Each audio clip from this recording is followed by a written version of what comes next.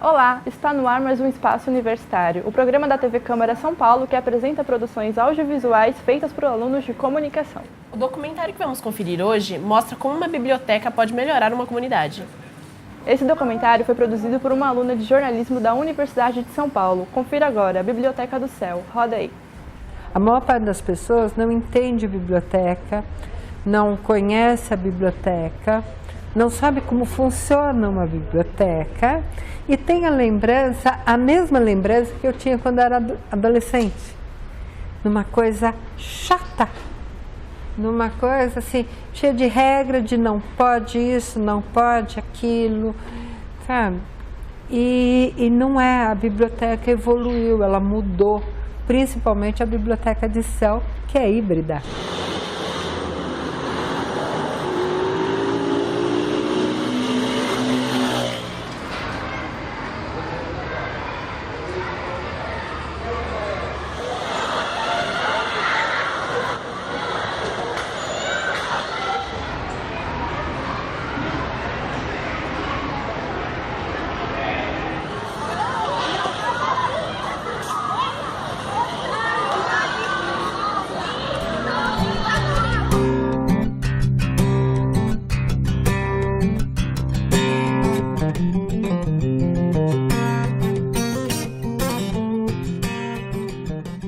Comecei aqui dia 1º de março, cheguei aqui com obra, com tudo por fazer, sem mesa, sem cadeira, de novo, mas com uma novidade.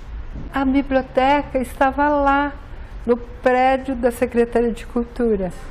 E aí eu fui até lá buscar o acervo, né? Então eu vim comboiando o caminhão que trouxe os livros para essa biblioteca. Então eu brinco, eu falo, gente, eu fui buscar a minha biblioteca. O nome já diz, né? É um centro educacional unificado. Então, a base de um CEL é a educação. Tudo aqui gira em torno da educação. Porque quando você traz a cultura, você também está melhorando a educação. Quando você traz o esporte, você também está melhorando a educação. Para que os alunos do CEL tenham maiores oportunidades e para a comunidade que está nesse entorno também possa usar o equipamento. Se dizia muito, falava assim, mas a gente que é classe baixa não vai poder entrar. É uma estrutura muito grande. Quando começou mesmo e ainda falou de piscina, não. Utopia, né, vamos dizer. E realmente até a inauguração, toda aquela questão que foi uma coisa muito linda, eu acredito que trouxe à comunidade a esperança de que há dignidade.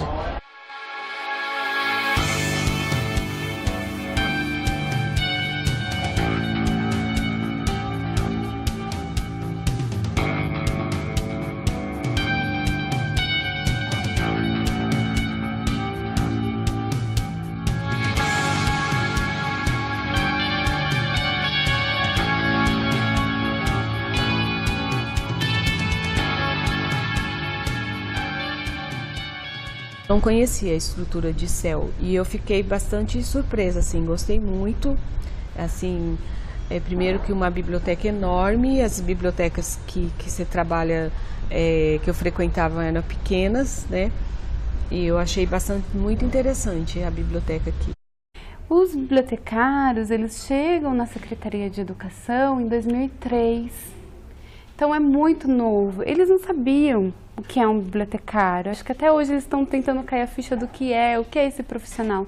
E ele chega lá porque ele é obrigado a ter bibliotecários nessas bibliotecas.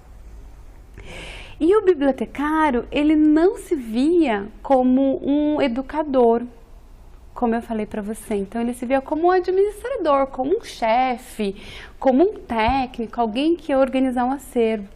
Aí você chega num lugar onde ninguém sabe qual é a sua função, você não sabe também o que é aquilo, ninguém deu, olha, isso aqui é a Biblioteca do Céu, tá aqui, tá dado para vocês. A biblioteca aqui, ela abriu antes da inauguração para o público. A comunidade do Campo Limpo é uma comunidade amorosa. Então, desde o princípio já vinha aquele aconchego, aquela coisa de parceria. A primeira vez que eu vim aqui eu tinha uns 10 anos de idade, um pouquinho tarde assim para a maioria. Eu estava no orfanato, vivia no orfanato próximo do céu. Nós viemos para cá como uma forma de entretenimento, uma espécie, entre aspas, ida ao parque. Como não tinha nenhum parque aqui próximo, nenhum parque seguro, nós viemos para o céu. E até porque aqui tem bastante entretenimento. Aí podemos falar de idas à piscina, só que só podia com sunga. É um dos motivos pelo qual eu vim para a biblioteca, é porque eu tinha vergonha de ficar de sunga. Cheguei aqui, em frente ao céu tinha uma bicicoteca, que fala? Uma bicicleta onde tinha livros, que o moço emprestava livros. E aí ele ficou mais ou menos 3 meses emprestando livro para mim, mas depois ele sumiu. Só que alguém falou, aqui naquele céu tem uma biblioteca, vai lá. Aí eu cheguei aqui, quando eu vi essa biblioteca, tomei um susto. Falei, menina, eu não acredito que eu estou num lugar tão cheio de livro igual esse. A bibliotecária me atendeu, fiquei maravilhada com tanto livro. E ela falou assim, pode pegar o tanto que você quiser. 4 livros por vez, você não acredita, 15 dias para você ler. Eu vinha toda semana, final de semana. Lembro que a gente sempre descia isso daqui, a maioria das vezes correndo. Alguns pulavam e corriam para a fila do telecentro, mas aí eu lembro que quando a gente vinha direto, eu ia para a fila dos gibis. Os gibis eles sempre ficaram mais ou menos onde estão aqueles livros organizados, e o meu amigo ia para lá, para a área de literatura, que continua a mesma, por incrível que pareça. Eu lembro que os gibis ficavam aqui no chão, e aí eu já via eles de longe assim, era bem legal, era bem divertido. Eles ficavam por aqui, ó. Aqui onde estão esses livros, já vinha pegando vários gibis, sabia mais ou menos quais eu nunca tinha pegado.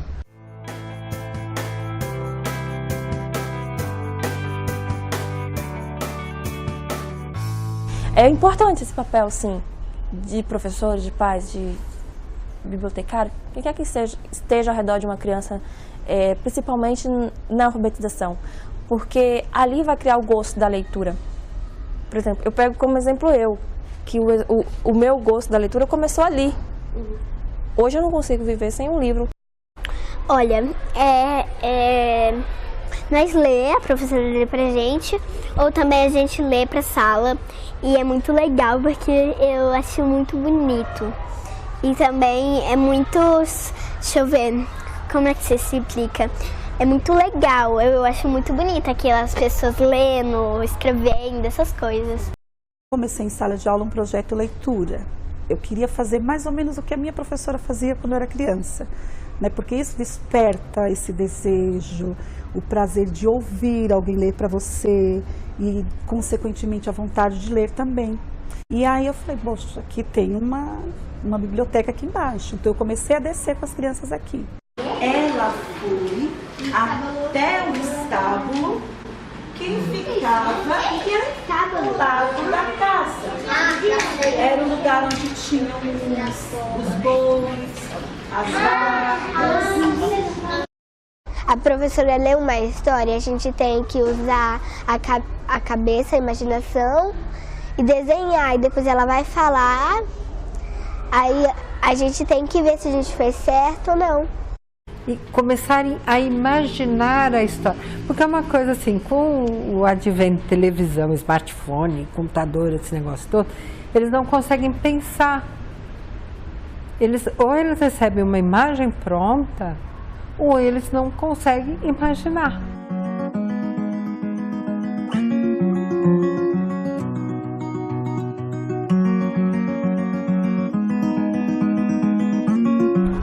O nome da história é Imagine uma menina com cabelos de Brasil. A Aparecida é uma menina linda, mas acha que tem um grande problema. Seu cabelo castanho é todo enroladinho, do qual ela não gosta nem um pouco. Aparecida faz de tudo para ter Um cabelo diferente, prende, solta, amarra. Lelê não gosta do que vê. De onde vem tantos caixinhos? Pergunta sem saber o que fazer. Joga pra lá, puxa pra cá, jeito não dá, jeito não tem. De onde vem tantos caixinhos? A pergunta se mantém.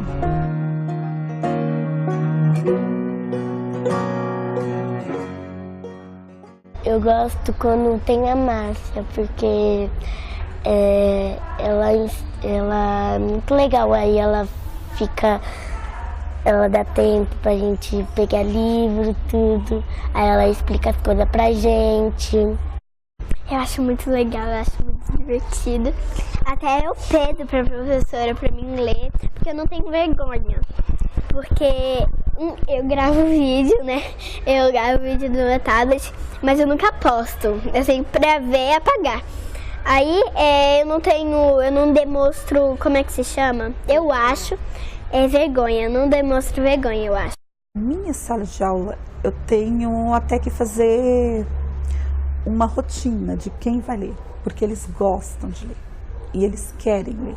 Quando uma criança que ainda não consegue ler começa a fazer essa leitura, e eu tenho crianças esse ano que não liam e que estão começando a ler, tanto para eles quanto para mim, é uma experiência muito boa. Só que a Joelma tem crianças com autismo, com graus de autismo diversos. E assim, uma das crianças, na primeira, fez nada, entregou a folha em branco. Foi assim, meu Deus, né? Como que a gente vai fazer com isso? Na semana seguinte, era uma nova história, essa criança desenhou o que tinha acontecido na semana anterior. E a gente viu que era uma coisa muito boa, né? Ela não tinha nenhuma proposta assim grandiosa, de grande, não, era uma proposta das crianças.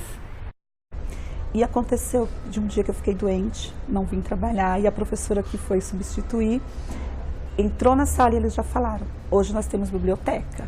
Então eles já sabiam a rotina e foi bacana porque eu percebi que era uma coisa que não era imposta. As crianças elas estão sedentas de atividades extra classe, né? Extra classe. Porque a classe sempre vai ser uma sala de aula. Então, a própria contação de história é uma ferramenta de aprendizado. Né? Ouvir histórias, né, é uma disciplina, a escuta, né, a imaginação. A viúva. Velha. A velha. Viúva. Uma velha. A viúva. A velha. A velha. Viúva. A viúva. Velha. A velha. Viúva. É João e Maria. Era uma vez. Como o bibliotecário ele tem acesso à criança só quando a criança vem na biblioteca, eu acho que o interessante é ter um trabalho conjunto com o professor e com os pais, entendeu? Assim, do bibliotecário ir até a escola, conversar com a coordenação, ter uma agenda para o professor trazer os alunos na biblioteca.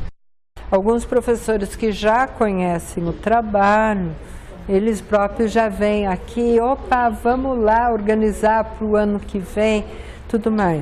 Só que o que acontece? Me parece que é difícil. É difícil para o professor pensar fora da casinha. Pensar algo diferente. Então, o professor quase não vem. Olha, no meu caso, com a Márcia, eu tive a curiosidade de vir até aqui.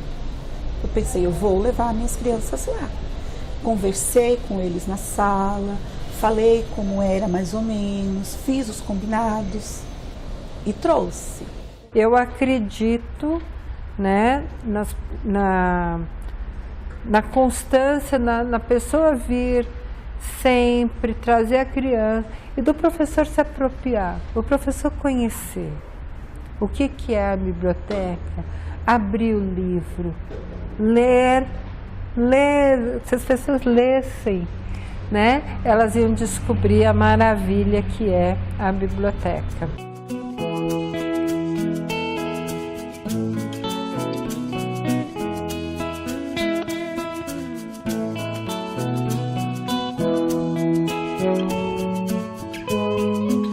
Bom, no segundo bloco vamos assistir a continuação do documentário, mas agora vamos bater um papo com a Fabiola Costa, jornalista formada pela Universidade de São Paulo, que é autora desse trabalho. Seja bem-vinda. Obrigada, prazer estar aqui. Fabiola, por que fazer um doc sobre a Biblioteca do Céu Campo Limpo? Bom, acho que essa é a pergunta mais longa, mais difícil de responder, porque não foi simples chegar nesse tema. A minha ideia inicial, quando eu pensei, eu preciso fazer um TCC, eu preciso me formar, foi falar sobre leitura. E aí eu me dei conta de que leitura era um tema muito amplo. E aí, então, eu fui afunilando, cheguei ao tema da biblioteca, que seria um lugar, um espaço público, onde essa relação acontece entre as pessoas e o livro, e também um enfoque na infância, que é onde as pessoas têm a possibilidade de ter o primeiro contato com a leitura. E eu comecei a pesquisar, fazia algumas disciplinas que tinham a ver com a leitura lá na USP, e aí eu encontrei os CEUs, que são os Centros Educacionais Unificados. Eles estão espalhados por toda a cidade de São Paulo, são 46 unidades, se não me engano.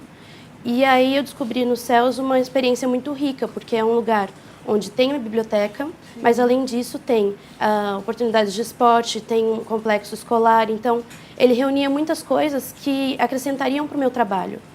E a partir dessa descoberta dos CEUs, comecei a então tentar entender que tipo de relação era vivenciada dentro das bibliotecas, num formato um pouco diferente das bibliotecas mais antigas, como Mário de Andrade, como Monteiro Lobato, infantil.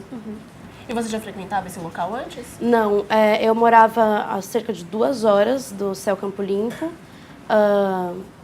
então foi assim, comecei a pesquisar e a partir disso visitar várias bibliotecas e CEUs para chegar no Céu Campo Limpo. Legal. E a gente vê entrevistas com pessoas de várias idades, né? Qual a diferença de entrevistar uma criança, um adulto, um adolescente? A diferença é grande, né? O adulto, ele já vai para a entrevista um pouco mais armado, preocupado com o que vai falar.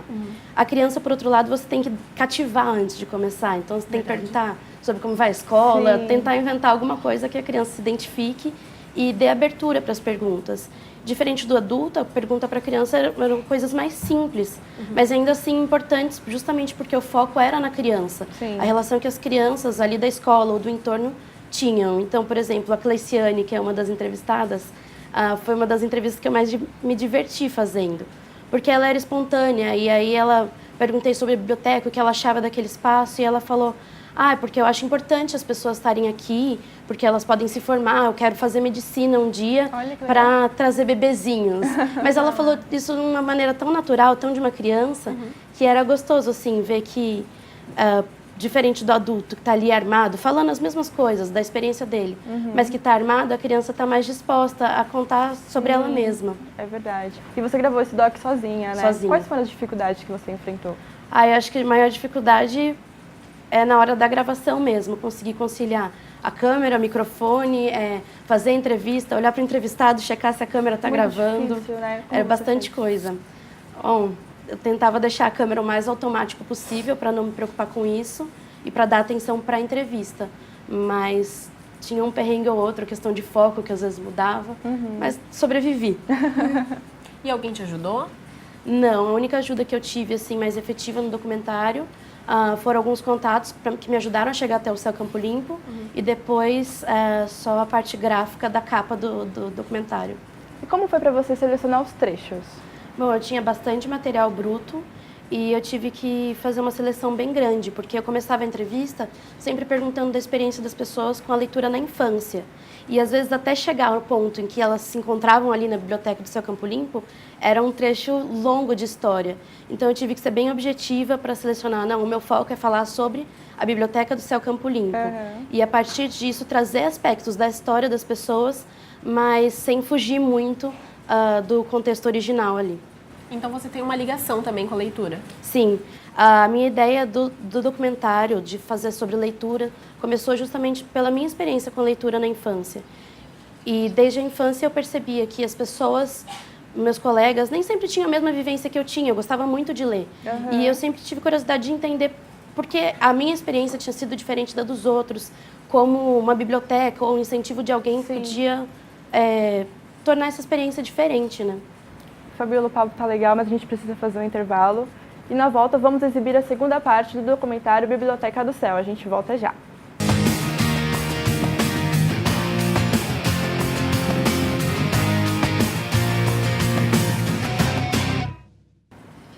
Estamos de volta com o Espaço Universitário. Confira agora a continuação do documentário Biblioteca do Céu, produzido como trabalho de conclusão de curso da USP. Roda aí.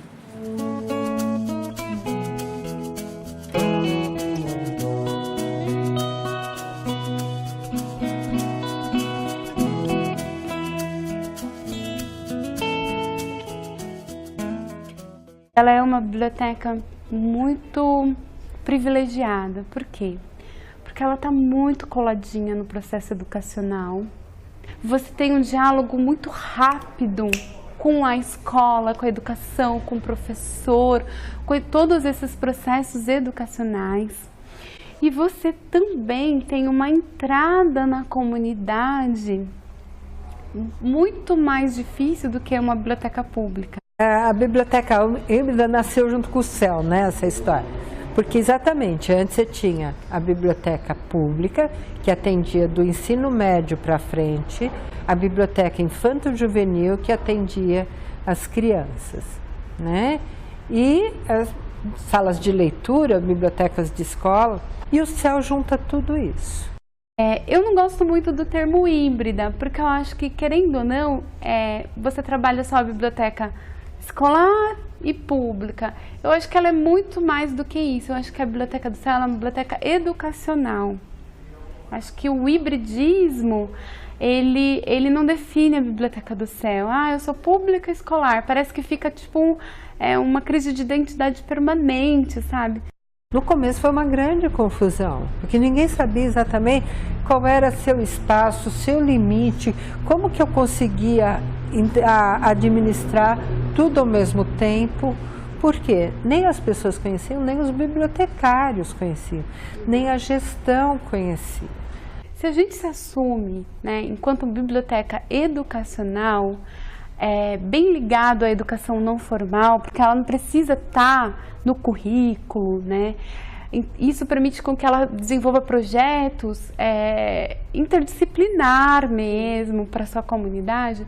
Quando você se assume isso com a educacional, eu acho que o hibridismo, porque como eu falei, então eu sou biblioteca pública escolar, então é porque eu atendo. Parece que você se define a partir do público. É porque eu atendo o pessoal da escola e eu atendo o pessoal que não é da escola. Mas você não fala quem você é. Hoje é muito interessante, porque assim, se eu estiver tendo uma contação de história aqui na biblioteca, que é para uma classe, mas se vier uma criança, ela entra para assistir, porque é dela também, ela tem esse direito. O público adulto, eu sempre que vai ter um evento, eu aviso ele, falo, olha, nós vamos ter um evento, começa agora, termina tal hora. A pessoa entende que isso faz parte. É um papel muito diferenciado da biblioteca pública. Eu acho que ela é uma biblioteca que ela deveria ser pensada para todos, assim, para todas as escolas. Essa é uma biblioteca que não fica presa para a comunidade escolar, mas que consegue ir para fora, consegue atender os pais, consegue atender as famílias, os que já se formaram, os que querem ir só para ficar ali.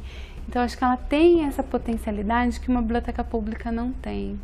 Nesse livro, eu me apaixonei e sofri. Eu até emociono de falar, porque é um dos livros que eu me identifico, a minha história parece muito com a da personagem.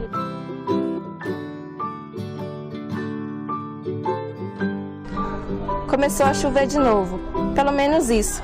Enquanto o tempo estiver ruim, eu não preciso sair.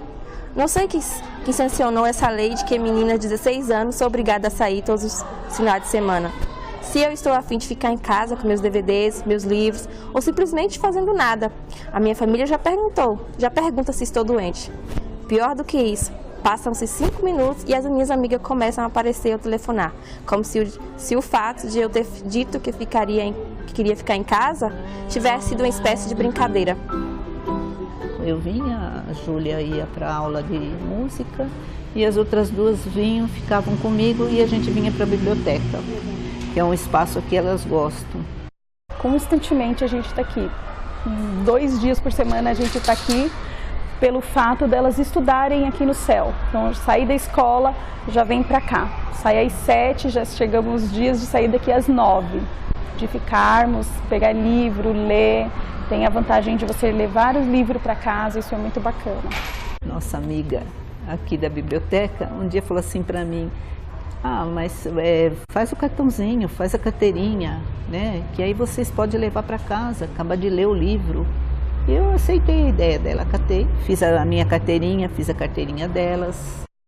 Eu creio que as pessoas que têm essa ligação direta por conta das crianças ou que fazem algum tipo de atividade aqui, creio que sabem desse horário, dessa extensão de horário, que tem os finais de semana e tudo mais. Pelo fato do pessoal compartilhando, né? Filhos estudam aqui, aí vai passando e tal. Mas acho que tivesse uma placa lá fora, escrito biblioteca pública, acho que seria mais fácil o pessoal frequentar, porque eu ia ver e eu se interessar, né? Acho que seria uma forma de atrair mais pessoas aqui para dentro.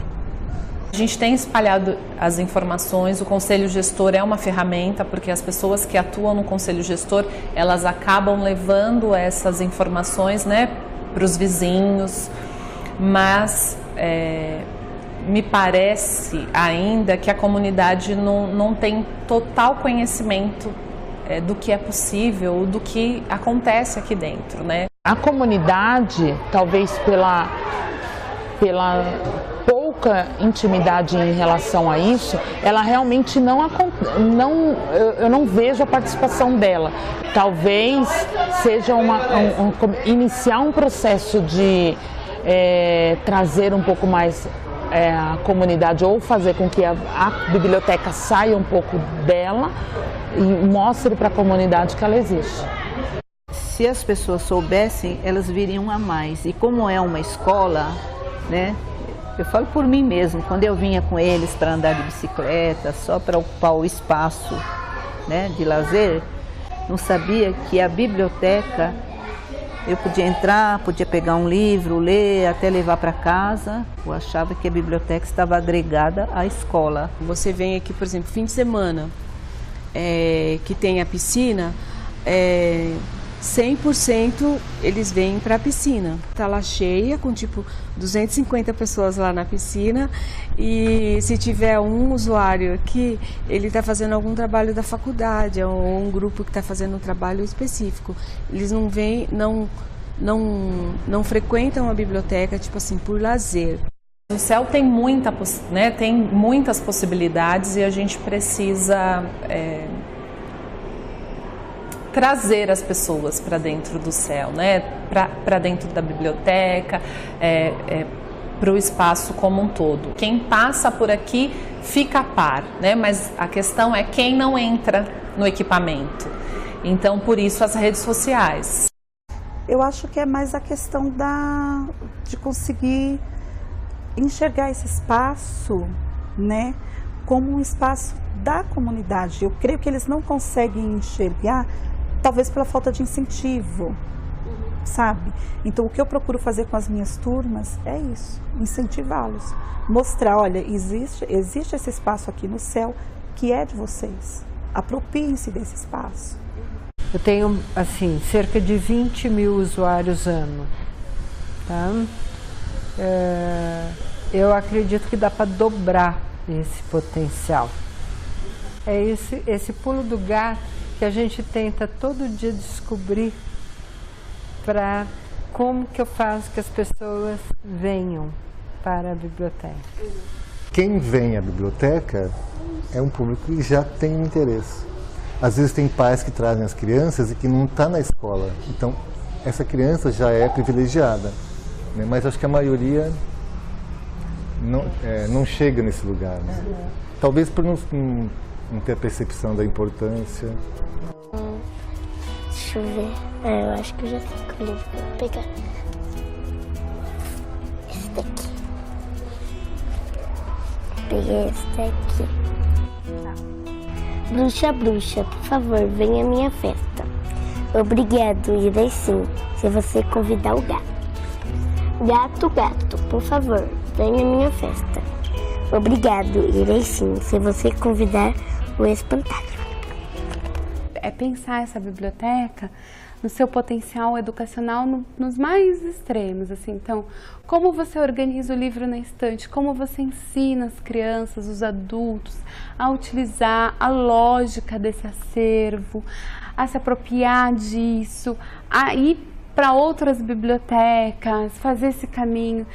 Para mim e para os meus alunos tem sido muito proveitoso mesmo. O que eu espero que eles consigam entender é esse desejo de ler, sabe?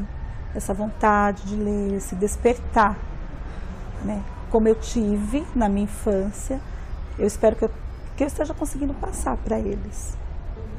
Pensar numa comunidade de protagonistas.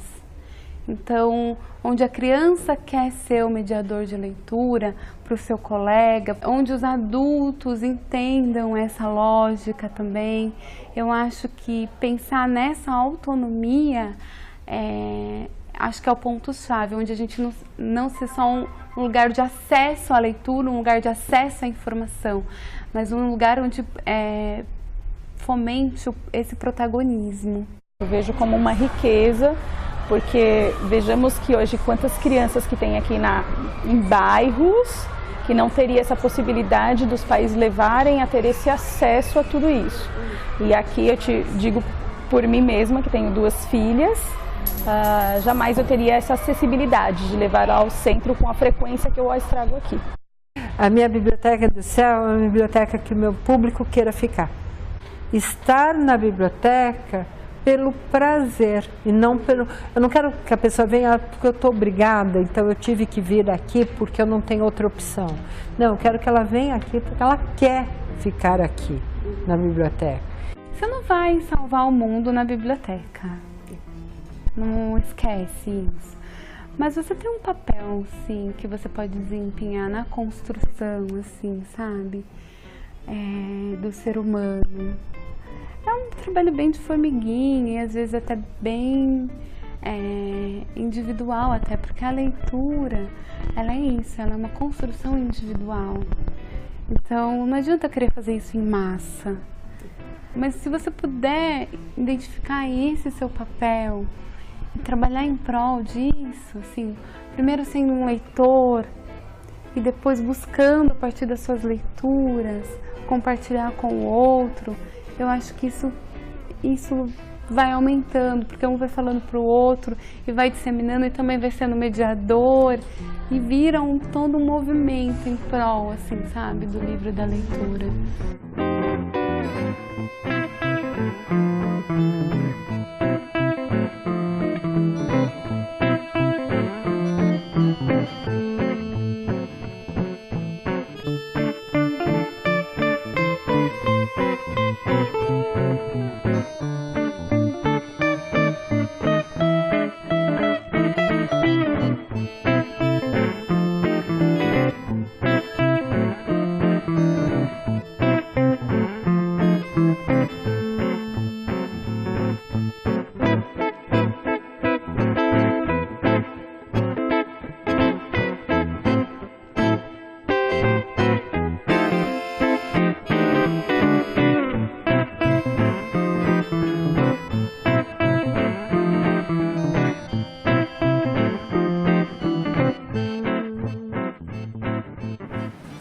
É um tema bem diferente, né, Adri? Bem diferente, Marta. Bom, continuamos aqui com a jornalista Fabíola Costa, que produziu o documentário Biblioteca do Céu. Fabíola, como o orientador te ajudou nesse tema? Bom, desde o primeiro contato com o orientador, eu convidei para me orientar, na verdade, né? Lá na USP esse processo é assim, a gente que vai atrás de um orientador tem bastante autonomia. E ele também me deu bastante autonomia para entender o que eu queria de tema, me ajudou a funilar até chegar na Biblioteca do Céu. Foi um grande apoio assim, na questão de como conduzir a produção, tanto no aspecto técnico, como também na parte prática assim, das entrevistas, de como fazer uma abordagem diferente. Foi bem importante. E quais foram as suas referências para o documentário? Bom, durante a minha graduação eu fiz várias leituras que me auxiliaram, mas para chegar no tema do céu específico, a tese de mestrado da Charlene Lemos me orientou bastante. Ela fala sobre a Biblioteca do Céu. Ela é bibliotecária, trabalhou por muito tempo numa Biblioteca do Céu, não a do Campo Limpo, e ela me ajudou a tentar entender essa relação. Ela fala no mestrado dela sobre a Biblioteca do Céu como um lugar onde as pessoas se reúnem e debatem em situações adversas, como, por exemplo, um céu que passou por uma inundação, outra que teve queimadas na região. Então, ela conta um pouco do papel da biblioteca como um lugar de união das pessoas, de promoção de debate e também de dar autonomia para os usuários, né? De fornecer um espaço para eles estarem juntos. E há algo que você mudaria nesse processo de produção ou não? Eu acho que se eu pudesse fazer o trabalho num tempo maior, seria melhor, porque eu acabei fazendo em um semestre, ou melhor, na verdade, 4 meses, que é o semestre letivo, né? E eu queria explorar muitas outras coisas, queria ter muito mais oportunidade de conversar com mais pessoas, ir atrás de mais fontes, mas o tempo realmente me limitou um pouco. E quais dicas você tem para quem vai começar a fazer um documentário agora? Eu acho que o principal é se planejar muito, entender o seu tema, pesquisar a fundo, para você ter domínio quando for fazer uma entrevista ou quando for conversar com alguém, pedir alguma autorização, ter bem claro qual é o seu projeto. E a partir disso, ter um cronograma muito certo, porque por mais que você se programe, alguma coisa vai sair do planejado, então ter uma certa margem também de tempo para produzir bem feito. Legal. E como foi no dia da sua banca? Como foi esse momento para você? É um pouco de nervosismo, né? Porque tem aquela expectativa de, será que vou me formar finalmente? Você tirou 10, né? Tirei 10. Que legal. Mas enquanto as pessoas da banca comentavam, eu ficava um pouco nervosa, do tipo, meu Deus, acho que não vou me formar. Mas as críticas deles foram muito boas, assim, para um olhar diferente daquilo que eu estava tendo. Quando a gente está muito imerso no conteúdo, a gente não consegue ver coisas que, por exemplo, quem estava ali de fora na banca reparou e me comentou e com certeza vão servir muito para os próximos trabalhos. E para você ter feito o trabalho sozinha, a questão dos equipamentos, a faculdade te ajudou? Como que foi isso? Os equipamentos a faculdade tem à disposição, são poucos equipamentos para muitos alunos. Eu já tinha algum equipamento em casa, eu investi um pouco, melhorei meus equipamentos e fiz tudo com o que eu já tinha. Legal. E você já tinha mexido nesses equipamentos alguma vez? Já tinha trabalhado um pouco, tanto em trabalhos da faculdade como em produções minhas, então eu já tinha um pouco de contato com aquilo. Então você já fez outros documentários? Documentários não, mas entrevistas, projetos. E como que foi gravar dentro de uma biblioteca, assim, por conta do barulho? As pessoas reclamavam, se incomodavam? Na verdade, não. O primeiro ponto é que a Biblioteca do Céu, Campo Limpo, é uma biblioteca vazia. E é justamente isso que o documentário aborda, né? De como trazer a população que está ali dentro do céu, frequentando a piscina, frequentando as quadras de esporte, a escola, no dia a dia, ali, ser inserido também na biblioteca. Então, ela tinha um certo movimento, tinha alguns períodos que algumas professoras da escola levavam seus alunos, mas, em geral, ela era até que bem silenciosa e tudo foi conversado, então não teve nenhum problema com relação a barulho e tudo mais. E por estar assim dentro de uma comunidade, muitas pessoas têm esse fácil acesso a chegar no céu, conhecer os livros, o que tem lá dentro? O acesso ao céu é muito fácil, é a avenida movimentada da região do Campo Limpo, então as pessoas entram lá para levar e buscar alunos na escola, para fazer atividades físicas, tem aulas de música, de esportes. Legal. Então as pessoas entram bastante no céu. A biblioteca especificamente, não.